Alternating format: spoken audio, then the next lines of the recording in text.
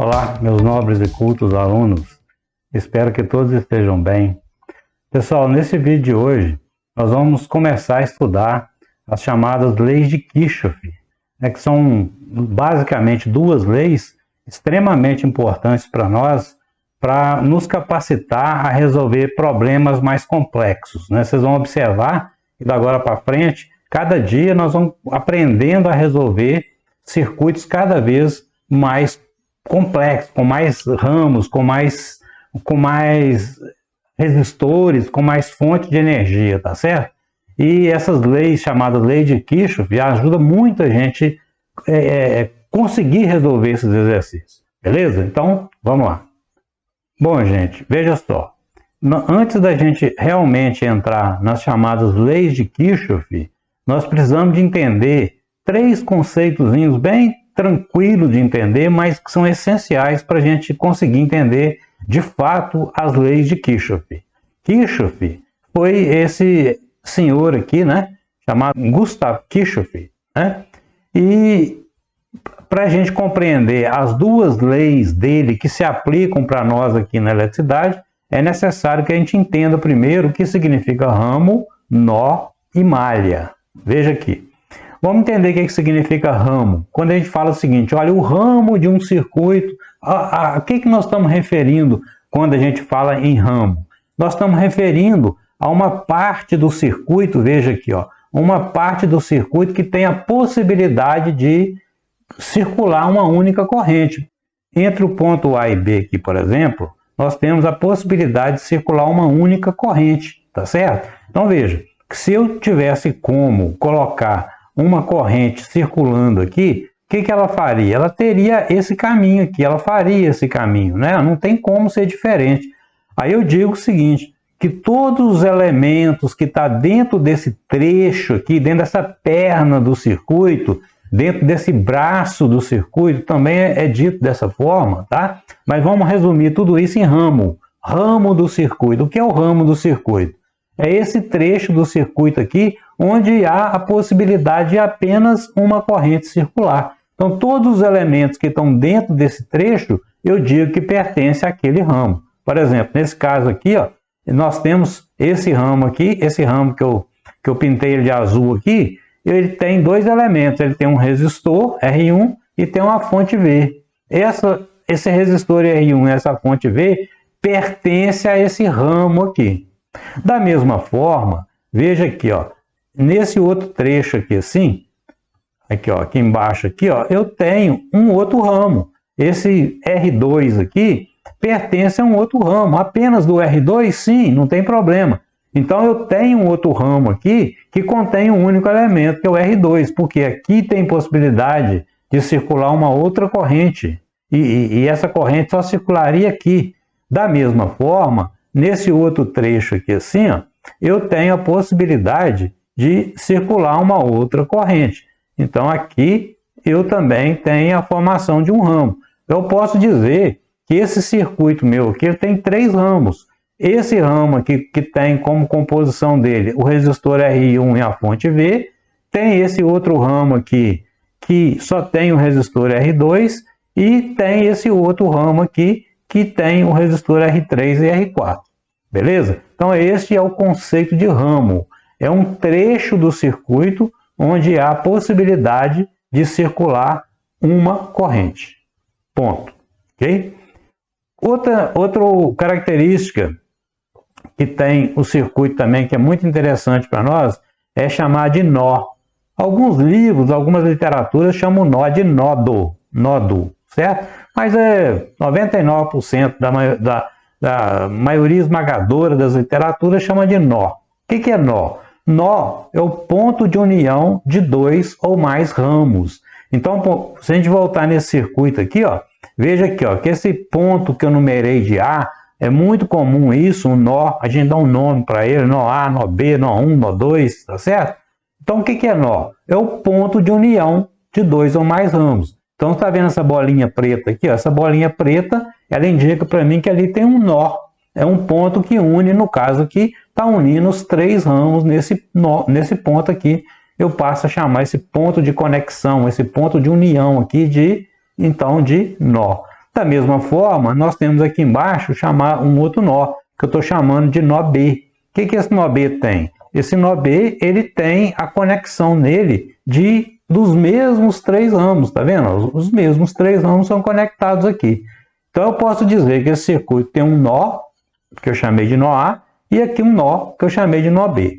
Um detalhe importante aqui, pessoal, é o seguinte: se simplesmente eu colocar um ponto de conexão aqui, ó, vamos supor que eu venha aqui entre o R3 e o R4 e coloco um ponto de conexão aqui, certo? Ah, então agora isso aqui é um nó? Não, não é um nó. Isso é um ponto de conexão, mas não é um nó. Lembra, o que é nó? O nó tem que unir 2 ou mais ramos. Esse ponto de conexão aqui não está unindo 2 ou mais ramos, né? Porque ele está dentro de um único nó. Se tivesse um outro ramo saindo daqui, aí sim esse ponto aqui poderia ser chamado de nó, mas no caso não é. Beleza? Então, nó, ponto de união, ponto de conexão de 2 ou mais ramos. Joia? E por último, malha. Qual é o conceito de malha? Malha é um percurso fechado para a corrente. Se existir no circuito, mesmo que de forma hipotética, um circuito fechado, uma possibilidade da corrente sair de um ponto, circular e voltar naquele ponto, aqueles elementos dentro dessa condição eu chamo de malha. Por exemplo, nesse caso nosso aqui assim, ó, né? Olha só.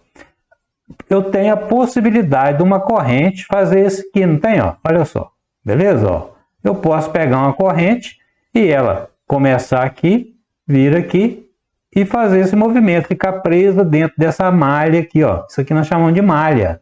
Malha é um local, um percurso fechado para a corrente. Da mesma forma, aqui ó, eu tenho outra malha, tá vendo? Aqui eu tenho novamente uma outra malha, não é? Veja. Eu tenho a possibilidade de uma corrente circular aqui dentro. Ó. Beleza? Só isso? Esse circuito aqui então tem 2 malhas? Não, tem uma terceira, tá vendo? Por fora aqui, ó. Por fora também nós temos uma malha externa aqui. Vejam, ó. Existe a possibilidade de existir uma corrente circulando pela parte externa do circuito. Então eu posso dizer que esse circuito nosso aqui tem 3 malhas. Essa malha aqui. Então, quais são os elementos que pertencem a essa primeira malha? A fonte V, o resistor R1 e o resistor R2. Pertence a essa malha aqui. Beleza? Aqui, nessa malha, eu tenho o R2, o R3 e o R4. Pertence a essa malha aqui. E a malha externa? Quais os elementos que pertencem à malha externa? A fonte V, o resistor R1, R3 e o resistor R4. Tranquilo? Então, o que é malha? É um circuito fechado onde há a possibilidade de uma corrente circular de forma fechada nessa malha, ou seja, corrente sair de um ponto e voltar naquele mesmo ponto. Beleza? Então esses 3 conceitos aqui eles são muito importantes para a gente poder entender as leis de Kirchhoff que nós vamos começar a falar agora. A primeira lei de Kirchhoff é a chamada lei de Kirchhoff das tensões, LKT, lei de Kirchhoff das tensões. O que diz a lei de Kirchhoff das tensões? Ela diz o seguinte, que a soma das tensões dentro de uma malha é sempre igual a 0. O que significa dizer isso, gente? Se eu pegar todas as tensões, né, que tem dentro de uma malha, o resultado sempre vai dar 0. Independente de qualquer coisa, sempre vai dar 0. Certo? Isso é muito importante e vai nos auxiliar muito a resolver problemas. Agora, na hora que a gente vai somar as tensões, a gente tem que lembrar que existem elevações de tensão e existem quedas de tensão, né? O que é elevação de tensão? É quando a tensão no circuito ela é elevada, ela é aumentada. Por exemplo, uma fonte de energia é uma elevação de tensão. A corrente, na hora que passa num resistor, sofre uma queda de tensão. Então, para eu poder fazer essa soma das tensões ser igual a 0, a soma das tensões dentro de uma malha ser igual a 0, eu preciso de estar com todas as tensões indicadas, com as devidas polarizações. Lembra lá? Nós já falamos lá para trás o que é polarização, né? Então, imagina aqui, ó, imagina que você tem um resistor aqui, certo? Esse resistor aqui. Se tem uma corrente circulando para cá, nós sabemos que a corrente só circula do maior para o menor potencial. Então, se eu estou indicando que existe uma corrente circulando para cá, nesse sentido, automaticamente eu estou falando que o potencial aqui, antes do resistor, é maior do que depois. Por quê? Porque a corrente só flui do maior para o menor potencial. Beleza? Então, dito isso, nós podemos polarizar o resistor. O que é polarizar o resistor? É indicar o sentido da elevação de tensão nele.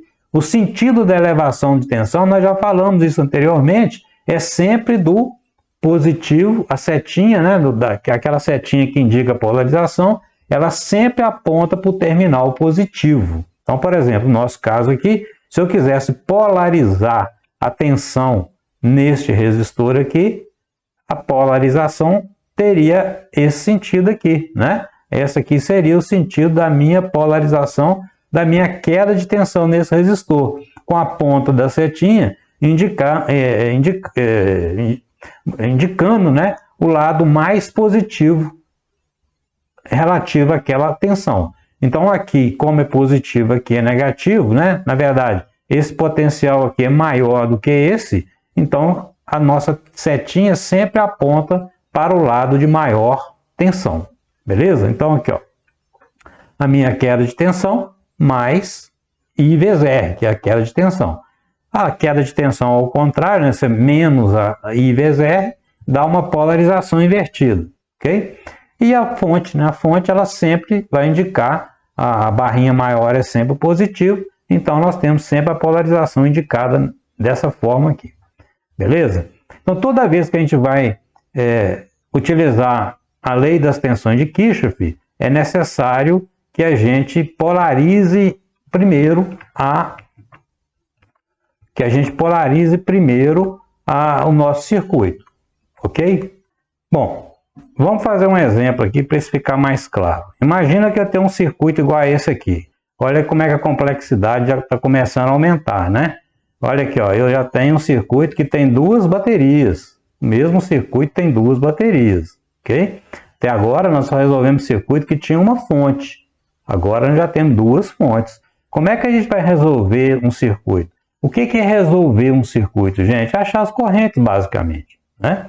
Toda vez que a gente fala em resolver um circuito, a maioria das vezes nós estamos querendo achar as correntes daquele circuito, né? Então imagina, esse circuito aqui, quanto que seria, como é que eu vou calcular aqui o valor dessa corrente total, o valor da corrente aqui e a corrente aqui? Veja que esse circuito, ó, tem três malhas, não tem? Olha, uma malha aqui e uma malha externa. Tá vendo? Então, para eu resolver usando a lei das tensões de Kirchhoff, a primeira coisa que eu faço é polarizar. Vamos fazer essa polarização juntos aqui, ó. Olha só. A corrente aqui na fonte, a polarização já está definida, né? Não tem erro. Por quê? A setinha aponta sempre para o lado positivo. Então, esse é o sentido da polarização da tensão na fonte. Nesse resistor aqui, ó, se eu estou indicando arbitrariamente que essa corrente I1 ela está descendo aqui, eu estou automaticamente dizendo que o potencial aqui é maior do que o potencial aqui, né? Por quê? Porque a corrente só flui, a corrente só vai de um potencial maior para o menor. Consequentemente, a minha polarização da minha tensão, ela tem esse sentido aqui. Beleza? Então, essa aqui eu vou chamar de V1. O que é V1? É a queda de tensão provocada pelo resistor R1. Veja nesse resistor aqui, ó, como é que é a polarização nesse resistor? Veja, a minha corrente I2, eu estou admitindo, né? Eu estou chutando aqui que ela está descendo aqui assim, que ela tem esse sentido aqui. Se ela tem esse sentido aqui, esse potencial aqui é mais positivo do que esse. Consequentemente, a minha polarização é essa aqui. Eu vou ter essa queda de tensão que eu vou chamar de V2 com essa polarização. A polarização da fonte, nós já sabemos, não muda, né? Setinha para cima, aqui por causa do positivo da fonte está para cima. E da mesma forma, a corrente é a mesma, ela vai atravessar todo mundo aqui, é a mesma corrente. Se ela está descendo aqui, esse potencial aqui é maior do que esse. Aí, da mesma forma, eu posso dizer que aqui eu tenho uma polarização que eu vou chamar de V3. Beleza? Então, a primeira coisa que eu tenho que fazer quando eu vou calcular esse tipo de circuito usando as leis de Kirchhoff é polarizar, né? Colocar essas setinhas indicativas do sentido da tensão, seja ela da fonte, seja ela uma queda. Beleza? Bom, agora o que eu vou fazer? Eu vou aplicar a lei de Kirchhoff. O que a lei de Kirchhoff diz? Que a soma das tensões dentro de uma malha é igual a zero. Então, por exemplo, aqui nós temos 3 malhas. A gente precisa usar as 3 malhas? Não. A gente deve usar sempre o menor número de malhas possível que seja adequado para a gente resolver aquele problema. Por exemplo, nesse caso aqui, ó, tá vendo? Eu tenho essa malha. Então, com essa malha aqui, veja que dentro dessa malha eu tenho essa tensão da fonte e tenho esse resistor R1. Pronto, esses 2 elementos aqui já estão contemplados nessa malha. Se eu, por exemplo, pegar essa outra malha aqui, veja que essa outra malha tem esse resistor aqui, não tem problema ele fazer parte de 2 malhas. Eu tenho esse resistor R1, tenho o resistor R2, tenho a fonte VB e tenho o resistor R3. Então veja que se eu estudar essa malha aqui e essa malha aqui, eu levei em conta todos os elementos que eu tenho no circuito. Então posso ficar tranquilo que com essas 2 malhas já é possível resolver o meu problema. Eu não preciso, por exemplo, pegar a terceira malha que está aqui do lado de fora, certo? Então vamos lá. Pegando essa malha 1 aqui, eu vou chamar a malha 1 essa primeira aqui. Eu vou aplicar a lei das tensões de Kirchhoff. O que a lei diz mesmo? A soma das tensões dentro da malha é igual a zero. Bom, então eu vou pegar essa malha, rodar aqui e somar todas as tensões num determinado sentido. Por exemplo, eu vou sair desse ponto aqui, né?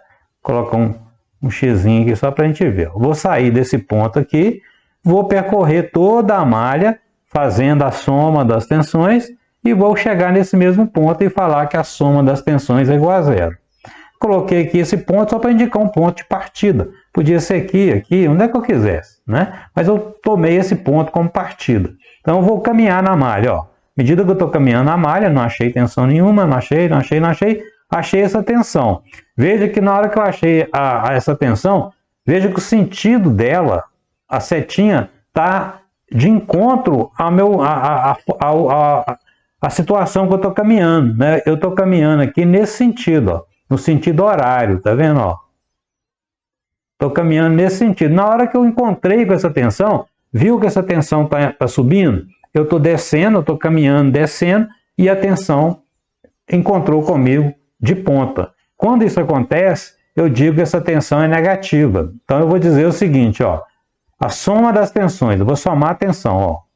Cheguei aqui, opa, vou somar essa tensão, só que ela está contra mim. Então eu vou chamar ela de menos V1. Ok? Ó, então, repetindo. Comecei a caminhar, cheguei aqui, pela lei de Kirchhoff, eu vou somar essa tensão. Só que eu vou somar ela está no sentido oposto. Enquanto eu estou descendo, ela está subindo. Então eu vou considerar ela negativa. Eu vou considerar uma polarização dela aqui com o sinal negativo. Então, vou lá, menos V1, continuo a caminhada.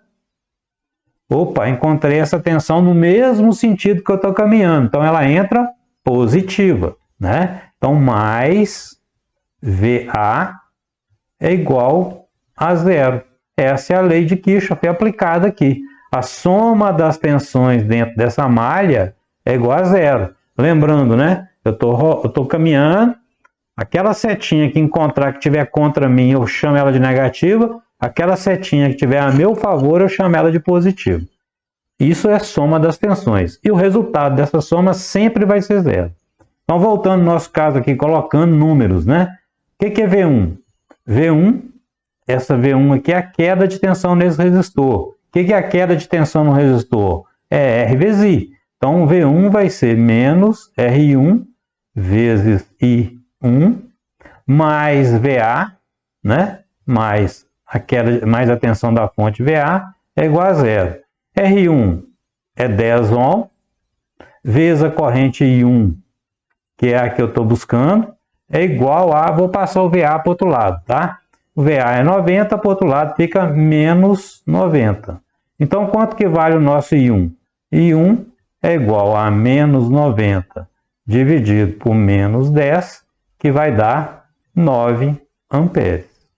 Beleza? Então, o que eu fiz aqui, gente? Eu calculei, né? Eu calculei a minha corrente I1 apenas usando a lei das tensões de Kirchhoff. Beleza? Achei o valor da corrente I1. Agora, vamos usar a mesma lei de Kirchhoff e caminhar dentro dessa outra malha. Ah, eu vou caminhar nessa malha no sentido horário ou anti-horário? Não importa. Não importa. Você pode caminhar de um jeito ou do outro, não tem o menor problema. Certo? Nós temos aqui sair de um local e voltar nesse local. Eu vou colocar o ponto de partida aqui. Certo? Poderia ser qualquer lugar. Vou partir aqui, vou caminhar todo mundo aqui, somando as tensões, chegando aqui falando que é igual a zero. Então vamos lá, olha só. Começando a caminhar, encontrei uma setinha contra mim. Então eu vou dizer que é menos V2, ok? Continuando a setinha aqui, continuando caminhada. Encontrei essa setinha também contrária de mim. Então vai ser menos VB. Depois, continua a nossa caminhada. Também encontrei esse cara aqui, né, contrário de mim. Então vai ser menos V3. Continua a caminhada. Opa, encontrei esse aqui a meu favor. Então vai ser mais V1 é igual a zero. A soma de todas as tensões ao longo dessa malha é igual a zero, que é a lei de Kirchhoff. Beleza? Então aqui nós vamos ter aqui, vamos trocar isso aqui já em números, né? O que é V2? V2 é a queda de tensão provocada pelo R2, que vale quanto? Vale R2 vezes I2, menos VB. VB é 30 volts da fonte, menos V3. O que é V3? É a queda provocada por R3, que vai ser 15 ohm, vezes a corrente que passa ali, que é a mesma corrente I2, certo? Mais V1. O que é V1? V1 é R1 vezes I1, beleza? Então, mais R1 vezes I1, isso é igual a zero. Beleza? Vamos colocar número agora. R2 é 25, então nós vamos ter menos 25 vezes I2, menos 30, menos 15 vezes I2, mais R1 é 10 ohm, vezes o I1, que nós já calculamos aqui, né? O I1 que nós já calculamos aqui assim, ok? Vezes 9 é igual a zero. Vamos arrumar isso aqui, ó. Aqui é 15 e 2, né? Vamos arrumar isso aqui, ó. Menos 25 e 2, menos 15 e 2, vai dar menos 42. Aí nós vamos ter, ó, menos 30. 10 vezes 9 dá 90. Menos 30 mais 90 dá mais 60. Passa para o outro lado da equação, eu vou dizer que é menos 60. Então a nossa corrente I2 vai ser igual a menos 60 dividido por menos 40, e isso vai dar 1,5 ampere. Ok, gente? Então veja que eu calculei a corrente I1 e calculei a corrente I2 apenas usando a lei das tensões de Kirchhoff. Beleza, gente? Tranquilo até aqui? Pessoal, uma outra coisa que pede muito também nesses exercícios é calcular qual é a diferença de potencial entre dois pontos. Nesse caso mesmo aqui desse exercício, por exemplo, se eu quiser descobrir qual que é a tensão que existe entre o ponto L e K, o que significa isso? Eu estou dizendo o seguinte: se eu colocar um voltímetro aqui, ó, vou colocar um voltímetro ligado no ponto L e no ponto K, qual o valor da tensão que esse voltímetro marca? né? Então, isso é uma questão que sempre está aparecendo nos exercícios. Qual a tensão entre VAB?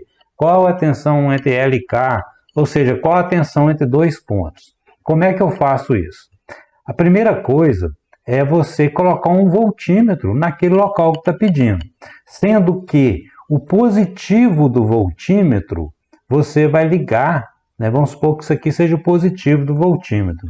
Você vai ligar o positivo dele aonde está a primeira letra. Por exemplo, você não é a tensão entre L, VL e K? Então, na primeira letra, você liga o positivo do voltímetro. Na segunda letra, naturalmente, você vai ligar o negativo do voltímetro.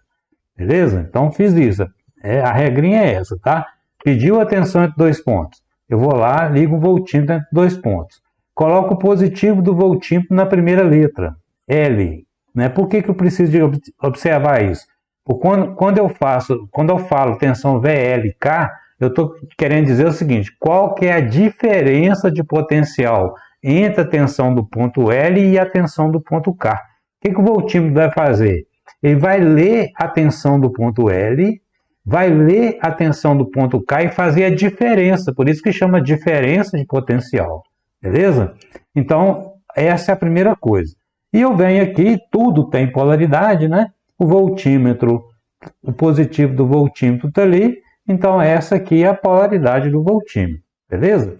Veja que depois que eu coloquei o voltímetro formou uma malha, por exemplo, com esse resistor aqui, ó. Ou formou uma malha com o lado de cá também, tranquilo.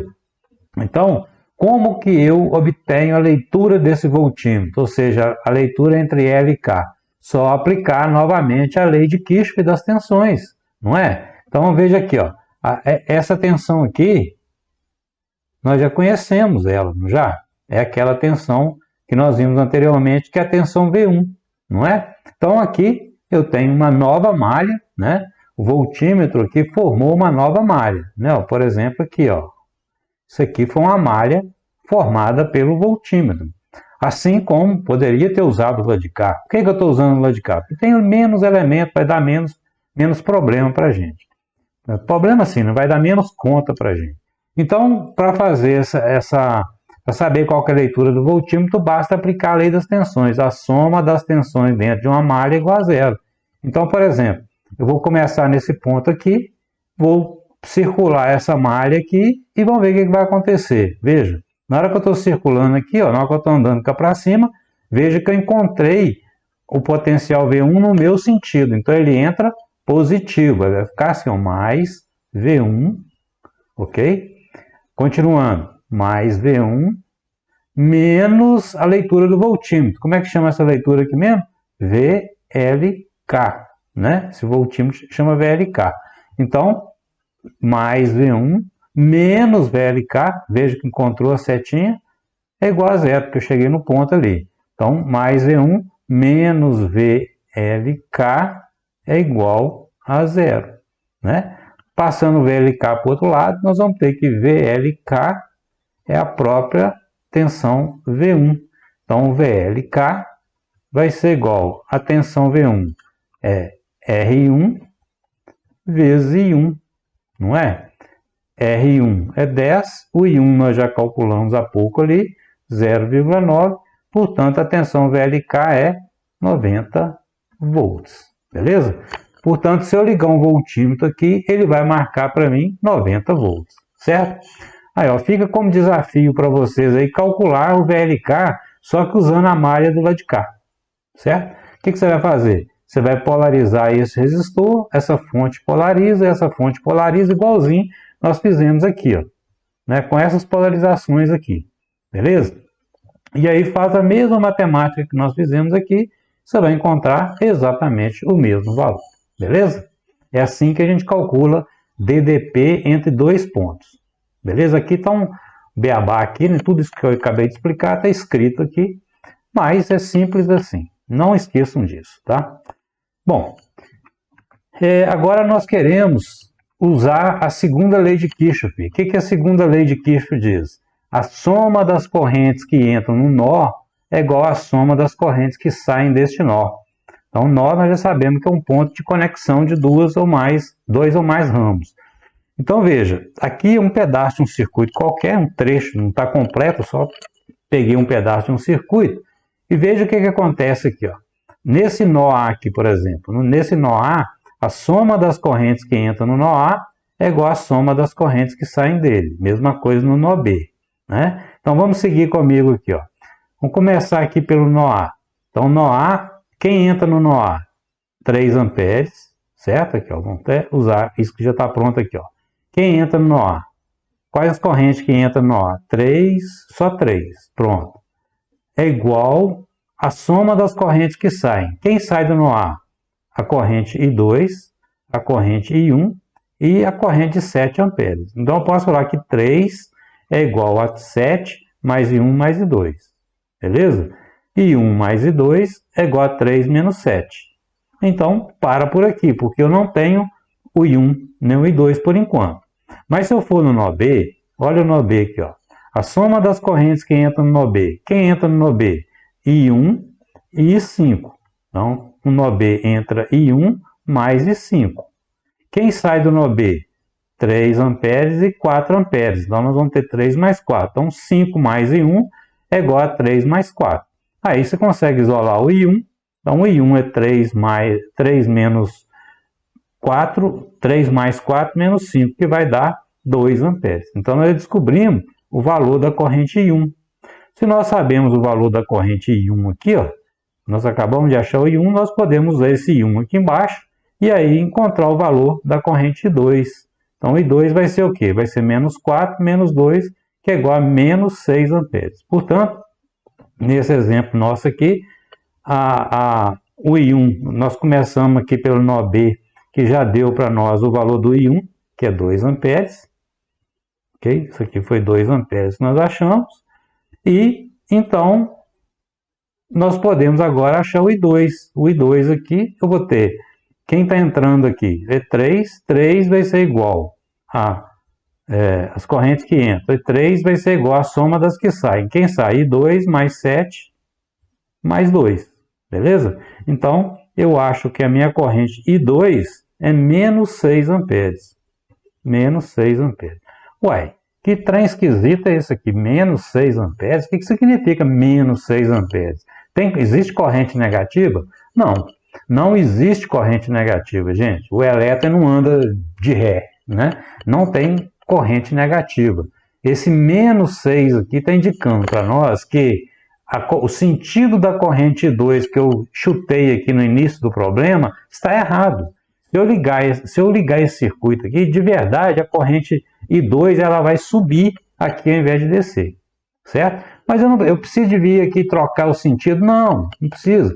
Basta colocar menos 6 amperes aqui. Nós técnicos vamos saber que quando tem uma corrente menos 6 amperes, significa que aquele sentido que eu arbitrei para a corrente, na verdade, na real, ele é contrário. Ele vai ter um sentido contrário. Só isso que significa. Eu não preciso de vir aqui no circuito, mudar o sentido, nada, nada, nada. Só saber dessa interpretação e ponto final. Beleza? Então é isso que diz a segunda lei de Kirchhoff. A soma das correntes que entram no nó é igual à soma das correntes que saem.